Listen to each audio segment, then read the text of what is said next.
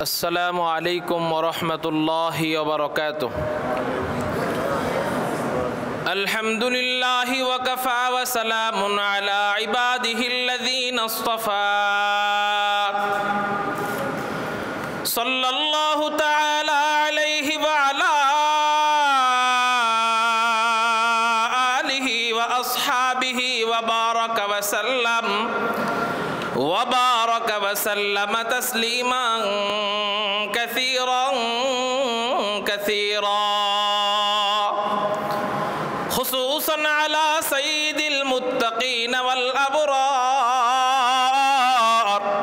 साहिबिन नबी fill गारि वल मज़ार अफ़ज़लिस सहाबति लित्तहक़ीक़ खलीफतिन नबी बिला फ़स्लिन इमामिना अबी बक्रिनिस सिद्दीक़ व अलन नातिक़ बिस्सवाब वल आदिल बिल किताब इमामिना बिल हक़्क़ उमर इब्नुल ख़त्ताब व अला साहिबिल हयाइ व नाशिरिल क़ुरआन अश-शहीदिनिल मज़लूम हिना तिलावतिल फ़ुरक़ान इमामिना उस्मान इब्न अफ़्फ़ान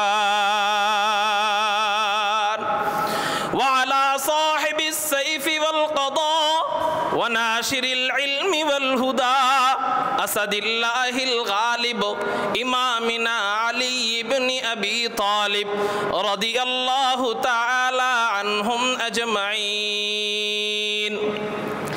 अम्मा बअदु फ़अऊज़ु बिल्लाहि मिनश शैतानिर रजीम।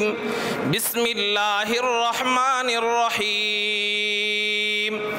इन्न इद्दतश शुहूरि इंदल्लाहि इस्ना अशरा शहरन फ़ी किताबिल्लाहि यौम ख़लक़स समावाति वल अर्द मिन्हा अर्बअतुन हुरुम ज़ालिकद्दीनुल क़य्यिम। क़ाल सय्यिदुना रसूलुल्लाहि सल्लल्लाहु अलैहि वसल्लम सियामु यौमि आशूरा इन्नी अहतसिबु अलल्लाहि अन युकफ्फिरस-सनतल्लती क़ब्लहु औ कमा क़ाल अलैहिस्सलातु वस्सलाम।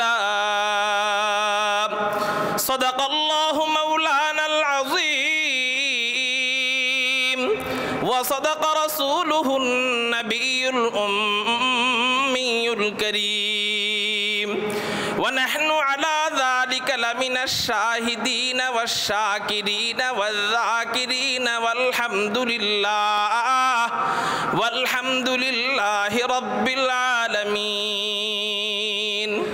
সকলেই দুরূদ ইব্রাহিম পড়ি। আল্লাহুম্মা সাল্লি আলা মুহাম্মাদিন ওয়া আলা আলি মুহাম্মাদ কামা সাল্লাইতা আলা ইব্রাহিম ওয়া আলা আলি ইব্রাহিম ইন্নাকা হামিদুম মাজিদ।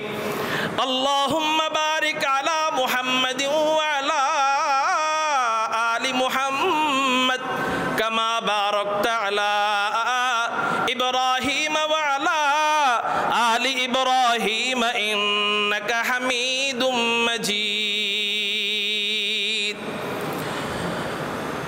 हर लहज़ा है मोमिन की निशान नैयान।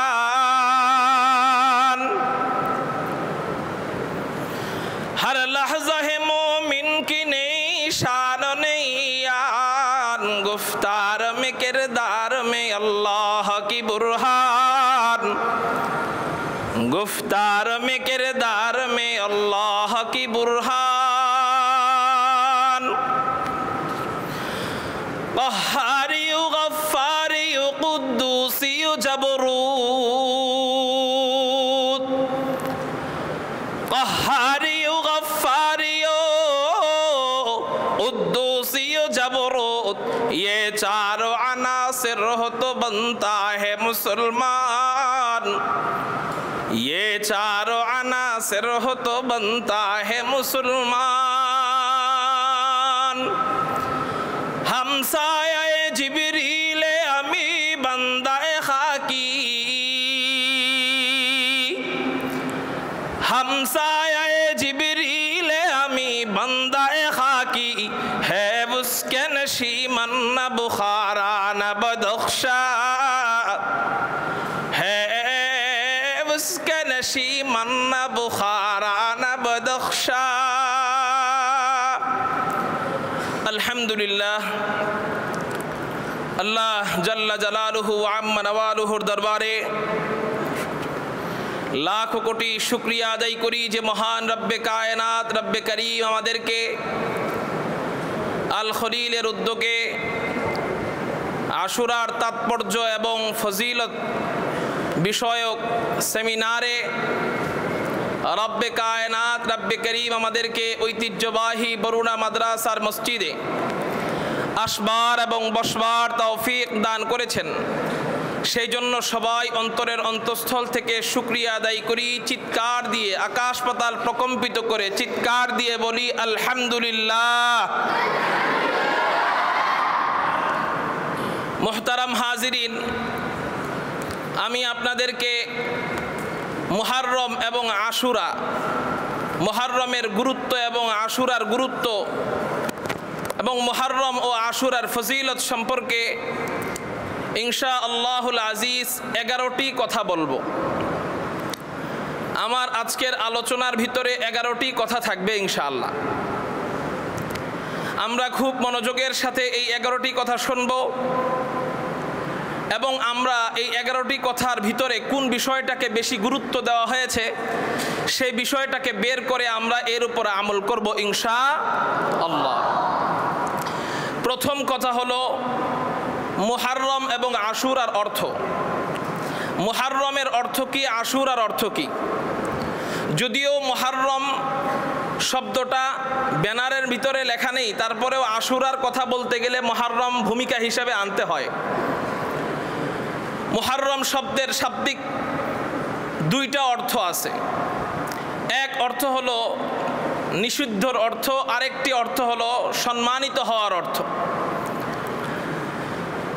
যেহেতু মুহররম মাসটা জাহেলি যুগে সমস্ত প্রকার মারামারি, হানাহানি, যুদ্ধ এগুলা নিষিদ্ধ ছিল, সেই কারণে এই নিষিদ্ধর অর্থের দিক বিবেচনা করে এই মাসকে মুহররম বলা হয়। আবার সম্মানিত কেন বলা হয়?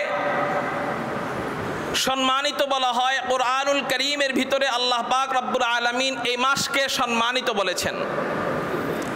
এই জন্য এই মুহররম মাসকে আল্লাহ পাক রব্বুল আলামিন যেহেতু সম্মানিত বলে আখ্যায়িত করেছেন, সেই জন্য এই মাসকে মুহররম বলা হয়। তবে দুটির মাঝে এই মাসকে, মুহররম মাসকে সম্মানিত অর্থ ধরলেই অধিক সৌন্দর্য ফুটে ওঠে। এটা হলো মুহররমের অর্থ। তাহলে আমরা বুঝলাম মুহররমের সুন্দর অর্থ হলো এই মাসের জন্য যদি ধরা হয় তাহলে এর অর্থ সম্মানিত। তাহলে এই মাস সম্মানিত মাস। একটু আমার সাথে বলেন, এই মাস কি মাস? সম্মানিত মাস। 2 নম্বর আশুরার অর্থ। আশুরা শব্দের শাব্দিক অর্থ হলো দশম। শরীয়তের পরিভাষায় আশুরা বলা হয় মুহররমের 10 তারিখকে।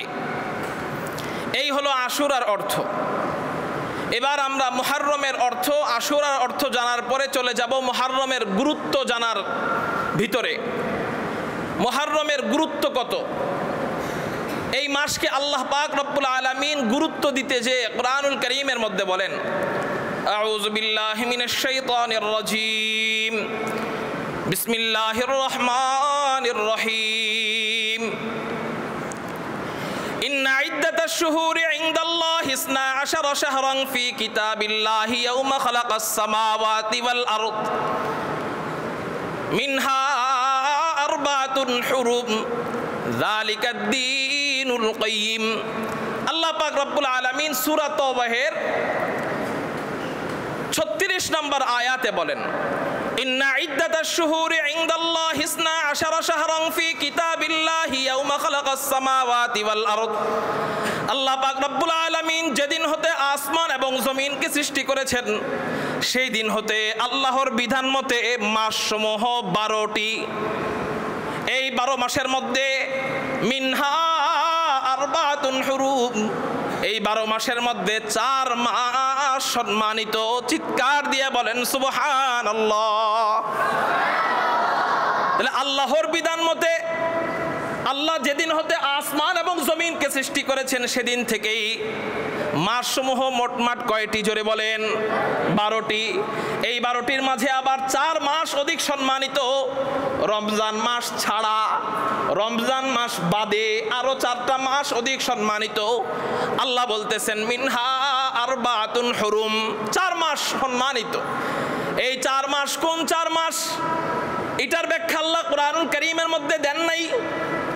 এর ব্যাখ্যা আল্লাহ পাক রব্বুল আলামিন কোরআনে না দিলেও নবীজি হাদিসের মধ্যে বলেন।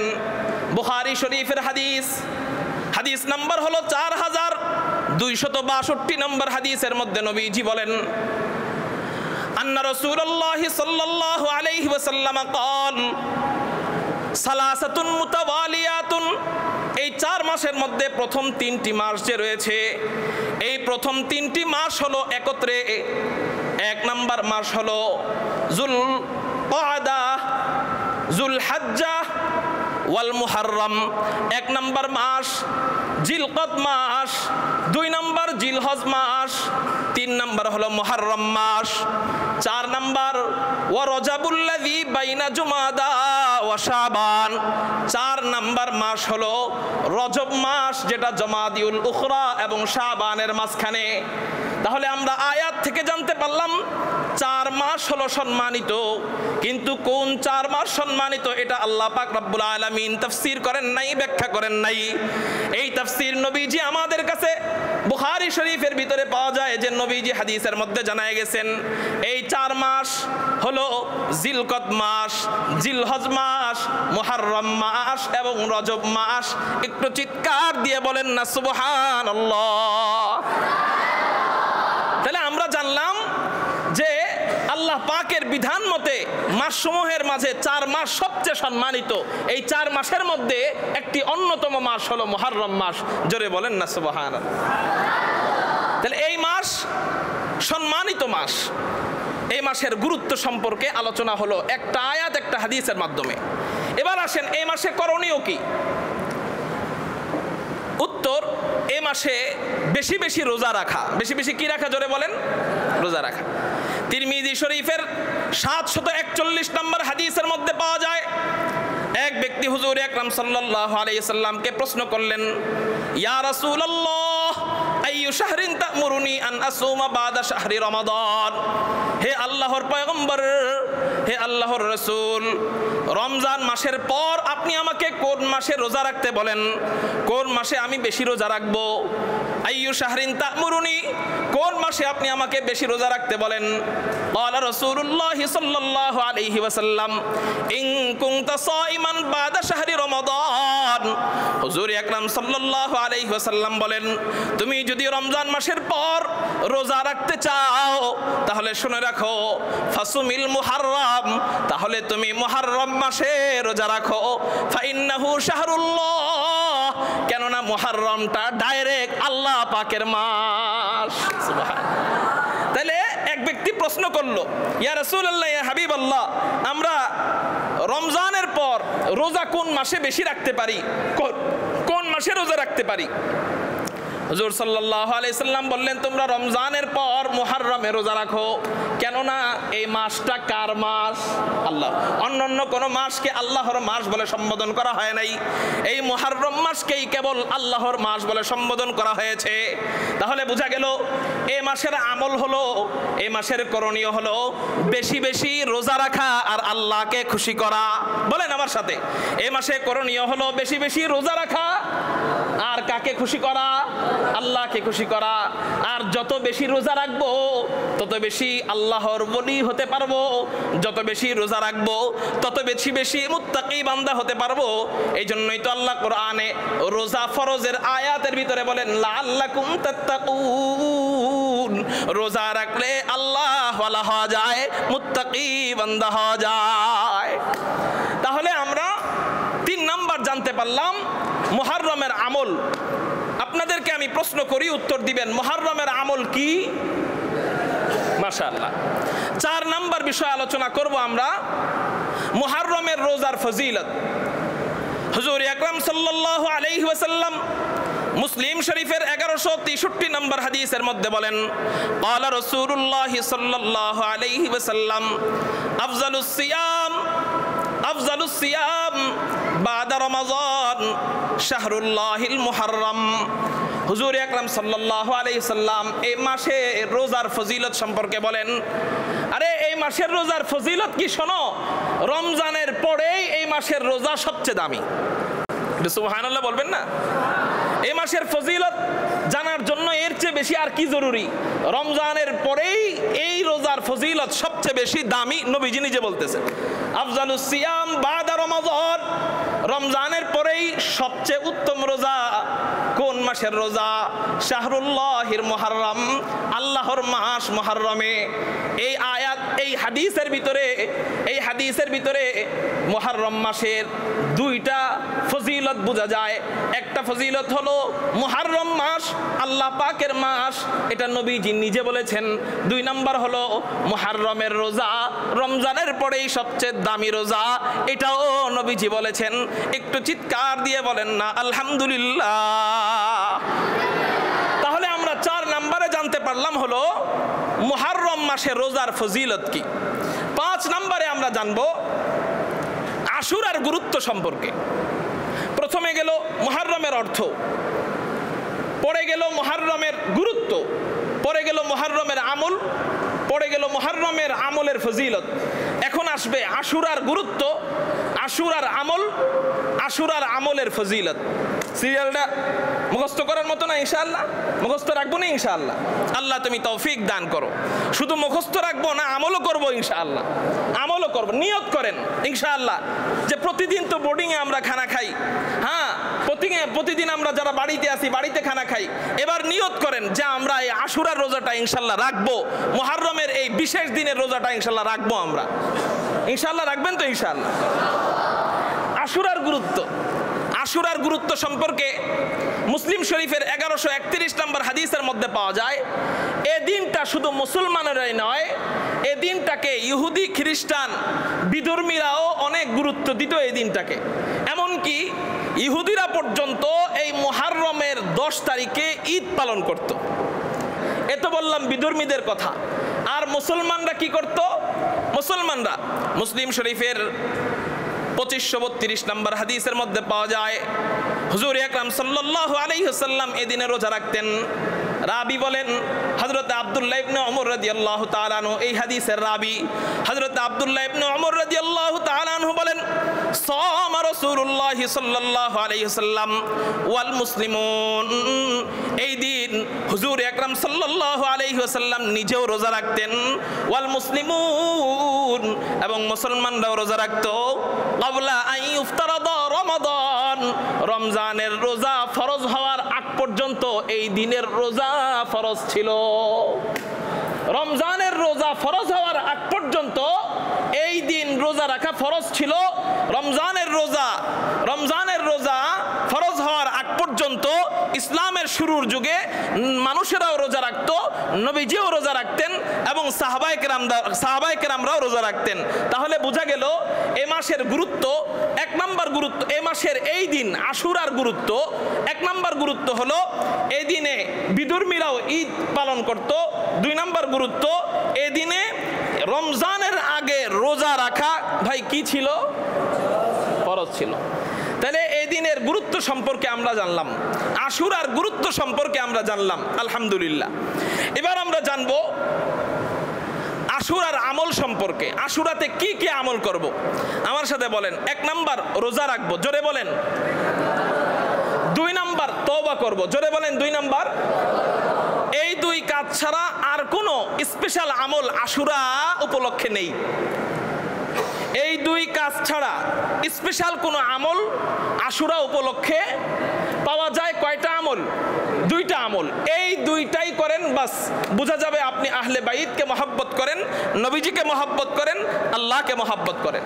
1 নাম্বার আমল, আশুরার দিন রোজা রাখতে হবে। তাহলে আমরা বুঝলাম যে আশুরার দিন আমল কি? উত্তর হলো আশুরার দিনের আমল রোজা। তাহলে আমরা এই পর্যন্ত যত আলোচনা গেল, প্রত্যেকটা আলোচনায় কি পাইতেছি? জোরে বলেন কি পাইতেছি? রোজা পাইতেছি। বুঝতেছেন তো তাহলে কত গুরুত্বপূর্ণ একটা জিনিস এখান থেকে বের হয়ে আসতেছে। কোনো আলোচনায় পিছনে রোজা ছাড়া যায় নাই। সামনে হয়তো রোজা ছাড়া 2-1টা আমল আসবে, কিন্তু এতক্ষণ পর্যন্ত শুধু রোজা। শুধু তাই না, নাসাই শরীফের 2416 নম্বর হাদিসের মধ্যে হযরত আম্মা জান হাফসা রাদিয়াল্লাহু তাআলা আনহা বলেন, নবীজির স্ত্রী হযরত আম্মা জান হাফসা রাদিয়াল্লাহু তাআলা আনহা বলেন, কি বলেন? আরবাউন লাম ইয়াকুন ইয়াদাউহুন্না রাসূলুল্লাহ সাল্লাল্লাহু আলাইহি ওয়াসাল্লাম, নবীজি এই 4টি কাজ কখনোই ছাড়তেন না। চিৎকার দিয়া বলেন, কয়টি কাজ কখনো ছাড়তেন না? এই 4টি কাজ কখনোই ছাড়তেন না। ও ছাত্র ভাইরা, এই 4 কাজ খুব মনোযোগ দিয়ে শুনি, আমরাও এই 4 কাজ করব। হযরতে আম্মা জান বলেন, এই 4 কাজ নবীজি কখনো ছাড়তেন না। 1 নাম্বার, সিয়ামা ইয়াউমি আশুরা, আশুরার দিন রোজা।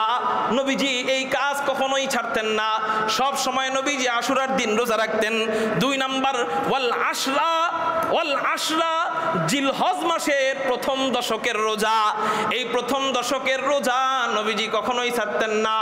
3 নাম্বার, ওয়া সালাসাতা আইয়ামিন মিন কুল্লি শাহরিন, প্রত্যেক মাসের আইয়ামে 20-এর 3 রোজা। এই রোজা নবীজি কখনোই ছাড়তেন না। 4 নাম্বার, ওয়া রাকাতাইনে ক্বাবলা সালাতিল গাদাত, 2 রাকাত নামাজ, ফজরের নামাজের পূর্বের 2 রাকাত সুন্নত নামাজ, ফজরের 2 রাকাত সুন্নত নামাজ নবীজি কখনোই ছাড়তেন না। সুবহানাল্লাহ বলেন। তাহলে আম্মা জান হযরত হাফসা রাদিয়াল্লাহু তাআলা আনহা বলেন, 4 কাজ নবীজি কখনো ছাড়তেন না। 1 নাম্বার কাজ হলো আশুরার দিনের রোজা। 2 নাম্বার কাজ হলো জিলহজ মাসের প্রথম 10 দিনের রোজা। 3 নাম্বার কাজ হলো আইয়ামে 20-এর 3 রোজা। 4 নাম্বার কাজ হলো ফজরের নামাজের সুন্নত 2 রাকাত। এই 4 কাজ নবীজিও কখনো ছাড়তেন না। ইনশাআল্লাহ আমরাও কখনো ছাড়বো। বলেন, জোরে বলেন, আমরাও কখনো ছাড়বো না। আল্লাহ আমাদেরকে তৌফিক দান করুক, বলি আমিন। তাহলে এই 4 কাজ কখনোই ছাড়তেন না। এর মধ্যে পাওয়া গেল আশুরার দিন রোজা রাখা। তাহলে আমরা আশুরার দিন রোজা রাখবো ইনশাআল্লাহ। আরেক হাদিসের মধ্যে পাওয়া যায়, ওটাও সহিহ হাদিস। ওই হাদিস মধ্যে পাওয়া যায় 10ম দিনও রাখতে পারবা, আবার 11 নাম্বার দিনেও রাখতে পারবা। তার মানে আমাদের জন্য 2টা সুযোগ হলো। একটা হলো আমরা যদি 9 তারিখে রাখতে পারি তাহলে 9 এবং 10, আর যদি কোনো কারণে ঘটনাক্রমে 9 তারিখে রাখতে না পারি তাহলে 10 নাম্বার দিন এবং 11 নাম্বার দিন রোজা রাখবো ইনশাআল্লাহ। 10 তারিখে আজকে যারা রাখি নাই, চলে তো গেল, আমিও আজকে রাখতে পারি নাই। কেন? আজকে আমি সফর করে আসবো, এত দূর ভয় হইতেছিল যে সফরে অনেক দিন পরে বড় একটা সফর, পারি কিনা। নিয়ত করছি আগামীকালকে 10 তারিখ এবং 11 তারিখে রাখবো। আপনারাও যারা আজকে রাখতে পারেন নাই, নিয়ত করেন আগামীকালকে 10 তারিখ এবং পরশুদিন 11 তারিখ, এই 2 দিন ইনশাআল্লাহ আশুরার রোজা রাখবো ইনশাআল্লাহ। বলেন, একটা না 2টা? 2টা। এই হলো গেল আশুরার রোজা রাখার পদ্ধতি। এবার আসেন আশুরার রোজা রাখার ফজিলত। প্রথমে গেল আশুরার গুরুত্ব, পরে গেল আশুরার আমল আরেকটা তো বাকি আছে। একটা আমল গেল রোজা, আরেকটা আমল কি বলেছিলাম? তওবা। এই হাদিস হুজুর আকরাম সাল্লাল্লাহু আলাইহি ওয়াসাল্লাম তিরমিজি শরীফের 741 নম্বর হাদিসের মধ্যে বলেন, ওয়াফিল মুহাররম, হাদিসের মধ্যে আছে এভাবে, ওয়াফিহি আই ফিল মুহাররম, আগে মুহাররমের কথা আছে এজন্য ওয়াফিহি। ওয়াফিহি ইয়াউমুন তাবা ফিহি আলা কওমিন ফিহি ইয়াউমুন তাবা ফিহি আলা কওমিন। এই মুহররম মাসে এমন একটা দিন আছে যেই দিনে আল্লাহ একটি গোত্রের তওবা কবুল করেছিলেন। ওয়ায়াতুবু ফিহি আলা কওমিন, এবং আল্লাহ পরবর্তীতে আরো বহু গোত্রের তওবা এই দিনে কবুল করবেন। সুবহানাল্লাহ বলেন। ওই গোত্র কোন গোত্র এ নিয়ে ব্যাখ্যা আছে। কেউ কেউ বলেন ওই গোত্র হলো হযরত আব্বাজান আদম আলাইহিস সালাতু ওয়াস সালাম এবং মা হাওয়া আলাইহাস সালাতু ওয়াস সালাম। এই দুইজনের তওবা আল্লাহ পাক রব্বুল আলামিন কবুল করেছিলেন কোন দিন? এই আশুরার দিন আল্লাহ পাক রব্বুল আলামিন কবুল করেছেন। এই জন্য নবীজি হাদিসের মধ্যে আরেকটু বাড়ায় বলতেছেন ওয়ায়াতুবু ফিহি আলা কওমিন আখারিন, পরবর্তীতে আরো বহু দলের দোয়া আল্লাহ পাক রব্বুল আলামিন এই দিনে কবুল করবেন, বহু তওবা কবুল করবেন। তার মানে বোঝা গেল এই দিনে আমরা রোজা রাখবো। 2 নাম্বার, এই দিনে আমরা তওবা করব বেশি বেশি। জোরে বলেন, তওবা করব বেশি। ভাই, তওবা ছাড়া কোনো ওলি হইতে পারে নাই। বলেন, জোরে বলেন, তওবা ছাড়া কোনো ওলি হইতে পারে নাই। এমন বহু মানুষ আছে জীবনে নামাজ পড়ে নাই, জীবনে রোজা রাখে নাই, জীবনে হজ করে নাই, জীবনে যাকাত দেয় নাই, মাগার শুধু তওবাটা নসিব হয়ে যাওয়ার পরে মরণ হইছে। আল্লাহ পাক রব্বুল আলামিন এই তওবাটুকের উসিলায়, এই শুধু তওবাটার কারণে রব্বে কায়নাত রব্বে কারীম ওই ব্যক্তিকে মাফ কইরা আল্লাহ ওয়ালাদের স্থানে তার মাকাম দিয়ে দিছে। জীবনে নামাজ পড়ে নাই, জীবনে রোজা রাখে নাই, কিন্তু তওবা কবুল হয়েছিল। শেষ করে দিব ইনশাআল্লাহ অল্প কথা। তো ওই ব্যক্তি 100 খুনের খুনি, হ্যাঁ, যাচ্ছে আল্লাহওয়ালাদের দরবারে, তওবা করে ভালো হয়ে যাবে। দিলে দিলে অনুশোচনা আসছে, আমি আর জীবনে গুনাহ করব না। এই মুহূর্তে মালাকুল মাউত আজরাইল আলাইহিস সালাতু ওয়াস সালাম হাজির, জান কবজ করে নিয়ে গেছে। আযাবের ফেরেশতারা আসছে তার রূহকে নিয়ে যাওয়ার জন্য জাহান্নামে, জান্নাতের ফেরেশতারা আসছে তার রূহকে নিয়ে যাওয়ার জন্য জান্নাতে। 2 গ্রুপের লাগছে ঝগড়া। এইভাবে এই হাদিসে 2 গ্রুপে লাগছে কি? ঝগড়া। আল্লাহ এই খবর আল্লাহ তো দেখেনি, এটা দেখা আল্লাহ একজন ফেরেশতাকে মানুষের আকৃতিতে পাঠায়া বিচারক হিসাবে পাঠাইছে। যাওয়ার পরে ওই 2 গ্রুপ ফেরেশতা বিচার দিতেছে, কয় ভাই আপনি আমাদের মধ্যে বয়স্ক দেখা যায়, একটু সমাধান করে দেন, একটু বিচার করে দেন। কয় কি হইছে? ও সারা জীবন গুনাহ করছে, একটাবার আল্লাহকে সিজদা করে নাই, ও মারা গেছে, ওরে কিভাবে জান্নাতে নিবে? ওরে তো জাহান্নামে নিয়ে যাওয়ার কথা। আরেক গ্রুপ বলতেছে না, ও তওবা করে মরছে, এজন্য ওরে আল্লাহ আমাদেরকে পাঠাইছেন জান্নাতে নেওয়ার জন্য। ওই বুজুর্গ, ওই ফেরেশতা, ছদ্মবেশী ফেরেশতা, উনি বললে আচ্ছা ঠিক আছে, আমি যেই বিচার করি সেটা তোমরা মানবা? কয় হ্যাঁ মানবো। কয় তাহলে শোনো, উনাকে মাপা হোক, উনি যেই জায়গার থেকে আসছে ওই জায়গার থেকে উনার পর্যন্ত মাপা হোক, উনি থেকে নিয়ে একেবারে যেই জায়গায় যাবে ওই জায়গা পর্যন্ত মাপা হোক। উভয় জায়গা মাপার পরে উনি যেই জায়গার কাছাকাছি উনি সেই জায়গার অন্তর্ভুক্ত। বাস্তবে হলো উনি ফাসেকদের কাছাকাছি ছিল, আল্লাহওয়ালাদের জায়গা থেকে দূরে ছিল, কিন্তু মাপার পরে দেখা গেল আল্লাহ জমিনকে হুকুম দিলেন, হে জমিন, এই বান্দা খাঁটি নিয়তে তওবা করার উদ্দেশ্যে বের হইছে ঘর থেকে, এর তওবা আমি কবুল করছি। সাবধান জমিন, খাটো জমিন লম্বা হয়ে যা, আর লম্বা জমিন খাটো হয়ে যা। মাপার পরে দেখা গেল সে আল্লাহওয়ালাদের কাছাকাছি হয়ে গেছে। তাহলে বোঝা গেল তওবা ছাড়া কোনো ব্যক্তি ওলি হইতে পারে না। ইনশাআল্লাহ আমরা এই আশুরার দিন বেশি বেশি তওবা করব, পারবো তো ইনশাআল্লাহ?